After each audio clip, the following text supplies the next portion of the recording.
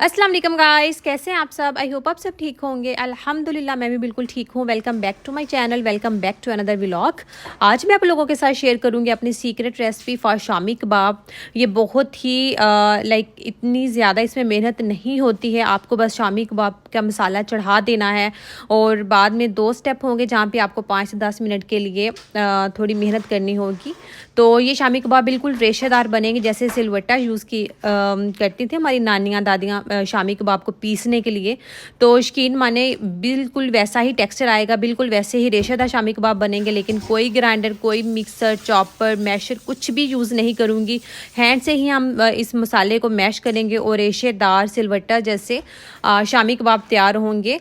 तो बहुत easy recipe है। मैं चढ़ा देती हूँ मसाले को और पकता रहता है मसाला। तो इसमें कुछ टिप्स हैं, वो अभी आप लोगों के साथ साथ साथ शेयर करूँगी। तो सबसे पहले मैं बताऊँ कि मैंने यहाँ पे बोनलेस चिकन, सॉरी बोनलेस तो नहीं है लेकिन 1 बून वाला है। इसमें बून जो है वो एक ही बून थी, बड़ी छोटी बून्स नहीं हैं। तो ये मैंने देसी चिकन जो हम लोग लेकर आए थे तकरीबन कुछ दिन पहले, उसी में से मैंने ये एक पैकेट निकाला था शामी कबाब के लिए। तो मैं बोनलेस चिकन यूज़ नहीं करती, कोशिश करती हूँ कि बून वाला हो ताकि उसमें अच्छा सा फ्लेवर भी आता है फिर बून का, और ताकत भी होती है। तो इसमें सबसे पहले तो जाएगा प्याज। एक बहुत ज़्यादा प्याज ऐड नहीं करेंगे, एक मीडियम प्याज मैंने लिया है। और इसमें जाएगा ginger and garlic paste. Because मैं हाथ से ही मैश करूँगी तो इसलिए फिर मैं साबुत अदरक और लहसुन यूज़ नहीं करती, पेस्ट ही यूज़ करती हूँ। तो आप अपनी चॉइस के अकॉर्डिंग जितना आपको उसका फ्लेवर पसंद है आप 1 टीस्पून, 1 टेबल स्पून या 1.5 टेबल स्पून, मैंने यहाँ पे 1 टेबल स्पून जिंजर लिया था और गार्लिक में थोड़ा सा ज़्यादा लिया, 1.5 टेबल स्पून लिया था। तो यहाँ पे नमक और हल्दी जाएगी, हल्दी बिल्कुल थोड़ी सी जाएगी। और लाल मिर्च यूज़ नहीं करूँगी, लाल मिर्ची का पाउडर मैं शामी कबाब में नहीं डालती। गोल मिर्च जाती है एंड काली मिर्च जाती है। तो आपके पास अगर साबुत लाल मिर्ची जो भी है, अगर वो कश्मीरी लाल मिर्च लंबे वाली है या गोल है, कोई भी है, तो आपको साबुत लाल मिर्च जाएगी और काली मिर्च जाएगी। तो मैं तकरीबन 10 से 12 गोल मिर्च यूज़ करती हूँ और 1 से 2 टेबल स्पून काली मिर्च के यूज़ करती हूँ। और बहुत बेसिक गरम मसाला है जिसमें तेज़पात है, छोटी इलायची, बड़ी इलायची हरी इलायची और काली इलायची, लौंग, और इसमें जाएगा ज़ीरा एंड साबुत धनिया। तो ज़ीरा एंड धनिया ये दोनों ही मुझे बहुत, इनका फ्लेवर पसंद है। और शामी कबाब में तो इनका वैसे ही फ्लेवर बहुत खुल के आता है। डेट्स वाई मैं तकरीबन ये टीस्पून है मेरे हाथ में, तो मैंने तकरीबन 2.5 टीस्पून, तकरीबन 1.5 टेबल स्पून के बराबर है धनिया एंड 1.5 टेबल स्पून के इक्वल ही ज़ीरा। तो ये दोनों मैंने डाल दिए हैं। और मेरे पास एक चीज़ नहीं है यहाँ पर गरम मसाला में, वो है सिनेनिम। वो मैंने अभी देखा मेरे पास थी नहीं स्टॉक में। तो अगर आपके पास सिनेनिम है तो आप इसके 1 या 2 स्टिक उसके डाल दीजिएगा। तो इसमें जितने भी ड्राई स्पाइसेस थे और जिंजर गार्लिक पेस्ट और इसमें जो चॉप्ड हमने 1 मीडियम प्याज था वो डाल दिया। और मैंने अभी चिकन को हाई फ्लेम पे रखा है ताकि अच्छे से बॉईल आ जाए चिकन में। और फिर मैं उसको कवर करके मीडियम लो फ्लेम पे रख दूँगी और तकरीबन 1 घंटा लगेगा। तो मीनवाइल मैं दाल भिगो दूँगी। और मेरा यही ट्रिक है कि जब चिकन चढ़ा देती हूँ तो मैं दाल साथ ऐड नहीं करती। ये टिप है, अभी आप लोग देखेंगे मैंने अभी दाल ऐड क्यों नहीं की। ये मेरा तरीका है, ये मेरी रेसिपी है। सो प्लीज़ इसको एंड तक देखिएगा, कोई भी स्टेप मिस मत कीजिएगा। तो मेरे पास 3 पाउंड चिकन है। तो 3 पाउंड में मैंने पहले 2 कप दाल ली तो मुझे लगा कि वो ज़्यादा है, फिर मैंने हाफ़ कप निकाल दी। तो अभी मैंने 1.5 कप 3 पाउंड में 1.5 कप दाल ली है। तो आपको जितनी भी दाल कम ज़्यादा क्वांटिटी डालते हैं आप, तो उसके अकॉर्डिंग आप कम या ज़्यादा ऐड कर सकते हैं। तो मेरे पास चिकन माशाल्लाह काफ़ी ज़्यादा थी, तो डेट्स वाई। अब देखें चिकन में अच्छा सा बॉयल आ चुका है। अब मैं प्रेशर नहीं लगाऊंगी, ऐसे ही मीडियम टू लो फ्लेम पर रहने दूंगी। और तकरीबन 1 घंटा लगेगा मैक्सिमम, वो भी देसी चिकन है। अगर आपके पास देसी चिकन नहीं दूसरी वाली चिकन है तो वो तकरीबन आधा घंटा मैक्सिमम 45 मिनट लगेंगे। जब आपको लगेगा कि कि अब चिकन गल गई है तो फिर हम उसमें दाल ऐड करेंगे। तो तकरीबन 1 घंटा गुजर गया था, फिर मैंने सुकून से लंच किया, बच्चों को खाना खिलाया। तो अभी देखो मैं चाय पी रही थी तो मुझे याद आया कि तकरीबन 1 सवा घंटा हो गया, तो मैं जाकर चिकन चेक करूं। तो जब मैं आई किचन में चाय पीते हुए, तो ये देखें चिकन माशाल्लाह एकदम कुकड हो चुका था, उसी स्टेज पे था जिस स्टेज पे मैं दाल ऐड करती हूँ। देखें जब आप स्पून से टच ही कर रहे हो भी चिकन के पीस को तो ऑटोमेटिकली घुल रहा है। तो दिस इज़ द स्टेज जब मैं इसमें दाल ऐड करती हूँ। ये मेरा तरीका है। मैंने देखा है कि सभी लोग अमूमन दाल और चिकन साथ ही चढ़ा देते हैं, बट मैं ऐसा नहीं करती। आप देखें चिकन के रेशे सेपरेट हो रहे हैं, चिकन की बोटी ऐसे एकदम हाथ लगाने से टूट रही है। तो ये स्टेज है जिस पे मैं दाल ऐड करती हूँ, ताकि मुझे किसी मिक्सर की ज़रूरत ना पड़े, किसी चॉपर, किसी मैशर की ज़रूरत ही नहीं पड़ती मीट को गिलाने में। तो ये टिप है कि आप मीट को 1 घंटा एक्स्ट्रा कुक कर लिया करें एंड देन उसमें दाल ऐड किया करें। तो जब तक दाल कुक होगी, अभी तकरीबन आधा घंटा लगता है दाल कुक, क्योंकि दाल को मैंने जब चिकन चढ़ाया था तकरीबन 1-1.5 घंटा पहले, तब दाल को मैंने भिगो दिया था गर्म पानी में। तो जब तक चिकन गला था तो दाल भी अच्छे से भीग चुकी थी। डेट्स वाई दाल को कुकिंग टाइम हाफ हो जाता है। तो ये देखें तकरीबन आधा घंटा 45 मिनट बाद मैंने देखा तो दाल अच्छे से गल चुकी थी, थोड़ा सा पानी था। तो मैंने अब इस स्टेज पर आपको 5 मिनट देने हैं। अभी तक मैंने कोई इस पॉट के पास खड़ी नहीं हुई, स्टोव के पास मैंने खड़ी हुई अभी तक कुछ कुकिंग नहीं की थी। जस्ट पहले चिकन चढ़ा दिया था, बाद में चिकन जब गल गया तो उसमें दाल ऐड कर दी थी और अभी तक हमने अब मेहनत नहीं की। लेकिन अभी यहाँ पर हमें 5 मिनट देनी है। जैसे आप हंडिया भूनते हैं 5 मिनट के लिए या खीर बना रहे होते तो आपको लास्ट 5-10 मिनट उसको बुनाई करनी होती है खड़े होकर। तो ये आपको किसी चॉपर की ज़रूरत नहीं है। आपने जस्ट इसको ये देखें जिस स्पून से आप हंडिया बनाते हैं वही स्पून है ये, वो घोटने वाला स्पून भी नहीं है, सेम सिंपल स्पून है। लेकिन इसको मैंने बस 5 मिनट के लिए मिक्स किया है अच्छे से, लाइक जैसे आप हंडिया भूनते हैं। तो वो दाल इतने अच्छे से गल चुकी थी कि दाल भी सारी मिक्स हो गई और चिकन तो ऑलरेडी इतना गला हुआ था कि चिकन का रेशा रेशा वो चम्मच हिलाने से ही अलहदा हो गया। तो ये मेरी टिप है, ये मेरी टेक्निक है, ये मेरी सीक्रेट रेसिपी है। और आप लोग देख सकते हैं कि वो उसका ज़रा ज़रा रेशा, हर रेशा ऐसे अलहदा हुआ है जैसे आपने सिलबट्टे पे पीसा हो।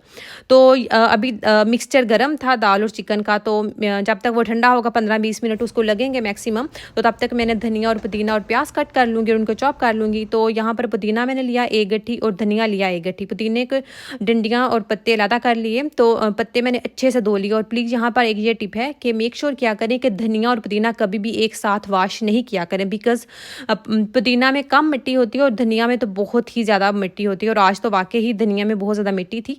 तो डेट्स वाई मैं हमेशा धनिया एंड पुदीना को सेपरेट ही वॉश करती हूँ। तो फिर मैंने ग्रीन चिलीज़ भी निकाली थी, तकरीबन 7-8 ग्रीन चिलीज़ भी ले ली थी। और अब ये दूसरी स्टेज है जहाँ पे आपको 5 से 10 मिनट खड़े होना है। पहले हमने मैश करते हुए स्टोव पे उसको जब पानी खुश्क कर रहे थे तो उस वक्त हमने उसको 5 मिनट मैश करने के लिए हम खड़े हुए हैं और अभी 5 से 10 मिनट के लिए आपको खड़े होना है।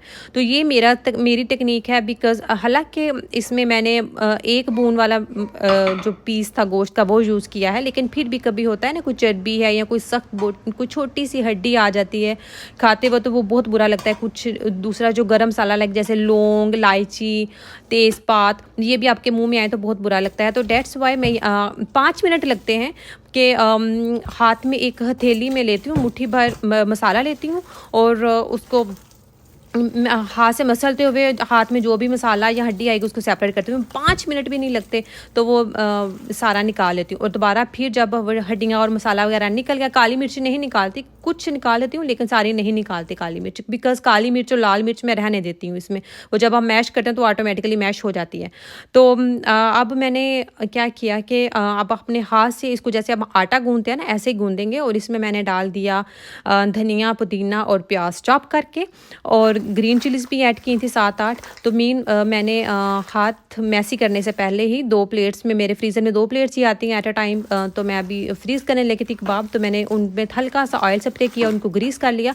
जब आप ग्रीस करते हो तो फिर शामी कबाब जब आप फ्रीज़ करने के बाद जब निकालते हो तो वो ईजी हो जाता है, अदरवाइज़ प्लेट के साथ चिपक जाते हैं। तो मैंने हल्का सा ग्रीस कर लिया और 5-10 मिनट आपने अच्छे से गूँधना है इस मिक्सचर को, ताकि सारा मसाला अच्छे से से यकजान हो जाए और बिल्कुल उसका जो रेशा है वो अलहदा-अलहदा हो जाए, सिलवट्टे जैसा आपको वो फ्लेवर आएगा। वो आपको खाते हुए आपको यकीन माने इतने मज़े के शामी कबाब थे, अभी हमने डिनर में खाए थे तो अली भी बहुत तारीफ़ कर रहे थे, बहुत मज़े के बने हैं। तो मेहनत होती है लेकिन आप फिर कोई 1 महीना सुकून से गुज़र जाता है। जब भी दिल करेगा ब्रेकफ़ास्ट में लाइक जैसे आज हमने दाल ही खाई थी कल वाली, तो उसके साथ आज हमने शामी कबाब खाए थे दाल के साथ, तो बहुत मज़ा आता है। कभी बंदा सैंडविच बना लेता है। तो यहाँ पर मेरे फ्रीज़र में एक टाइम पे 2 ही प्लेट्स आती हैं और एक प्लेट्स में हमेशा 12 ईज़िली शामी कबाब आ जाते हैं। तो आप भी अपनी चॉइस के अकॉर्डिंग, और बाकी मसाला मैंने रख दिया नीचे फ्रिज में एयर टाइट कंटेनर में। इसको कल दोपहर में ये जब प्लेट्स निकाल लूँगी, ये जो 2 प्लेट्स में मैंने अभी फ्रीज़ किए हैं, जब ये फ्रीज़ हो जाएंगे अच्छे से अपनी फॉर्म पकड़ लेंगे तो कल मैं इनको फ्रीज़र से निकाल के तो ज़िप लॉक बैग में निकाल के रख दूँगी। एंड इसी प्लेट्स में दोबारा जो भी मैंने मसाला नीचे फ्रिज में रखा है वो निकाल के तो उनके फिर कबाब बना के रख दूँगी। तो अभी तकरीबन 3-4 प्लेट्स और बनेंगी क्योंकि अभी हाफ़ से ज़्यादा मिक्सचर पड़ा है मेरे पास। तो देखिए एक दिन की मेहनत तो होती है आपके, लेकिन काफ़ी ज़्यादा आपके पास स्टॉक आ जाता है। तो अभी मैंने बस किचन की सफाई की और इसके बाद बच्चों को शावर वाला दिलाया, बच्चों के कपड़े चेंज किए। तो जब अली आएंगे अभी शाम को तो डिनर के टाइम तो फिर हम लोग खाना खाएंगे। तो शामी कबाब मैं बनाऊंगी। तो ये देखें अली आए थे तकरीबन 8:30 बजे, तो फिर हमने शामी कबाब फ्राई किए थे मैंने अपने अली के लिए, और फिर हमने डिनर में खाए थे तो बहुत ही मज़े के थे।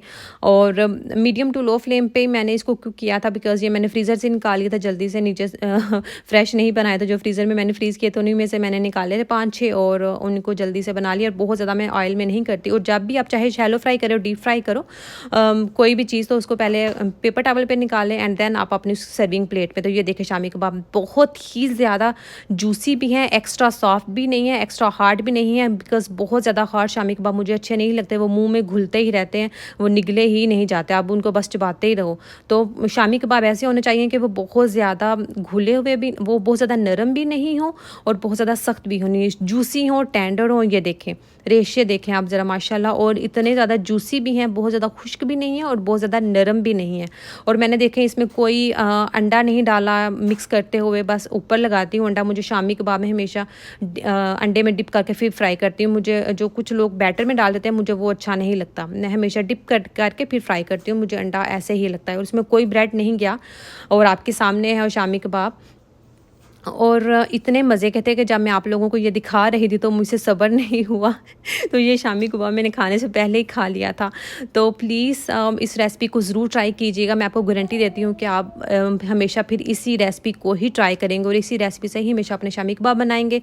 तो मुझे प्लीज़ ज़रूर सपोर्ट कीजिएगा, मेरी वीडियो को ज़रूर लाइक एंड शेयर कीजिएगा। आप लोग वीडियोज़ देख लेते हैं लेकिन लाइक एंड शेयर नहीं करते, मेरे चैनल को सब्सक्राइब नहीं करते, और जिन्होंने मेरे चैनल को सब्सक्राइब किया है वो मेरी वीडियोज़ रेगुलरली नहीं देखते। Please keep supporting me because इतनी ज़्यादा मेहनत कर रही हूँ मैं आप लोगों के साथ, इतनी मज़े की रेसिपीज़ भी शेयर करती हूँ, बहुत ज़्यादा मेहनत लगती है।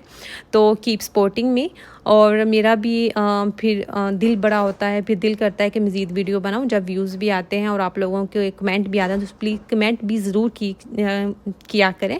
तो ये वाली रेसिपी ज़रूर ट्राई कीजिएगा प्लीज़। चॉपर ब्लेंडर ग्राइंडर वगैरह में मिक्सर मत डाल दिया करें। मैं जब अम्मल पैदा हुई थी तो आई थिंक 2-3 दफ़ा मैंने चॉपर में बनाए थे, वो भी क्योंकि टाइम नहीं देती थी, अम्मल बहुत तंग करती थी मुझे।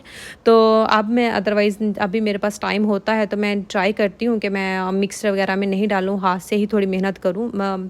तो आप लोग भी थोड़ी मेहनत किया करें, आपको टेस्ट भी ज़्यादा आएगा और मज़ा भी बहुत आता है। तो देखिए मुझे इतना मज़े का लगा कि मैंने वेट ही नहीं किया खाने का अली शावर ले रहे थे तो मैंने बस फ़ौरन ही खा लिया। तो मिलते हैं मेरी नेक्स्ट वीडियो में या नेक्स्ट व्लॉग के साथ। तब तक मुझे और मेरी फैमिली को अपनी दुआ में याद रखिएगा। अल्लाह हाफिज़।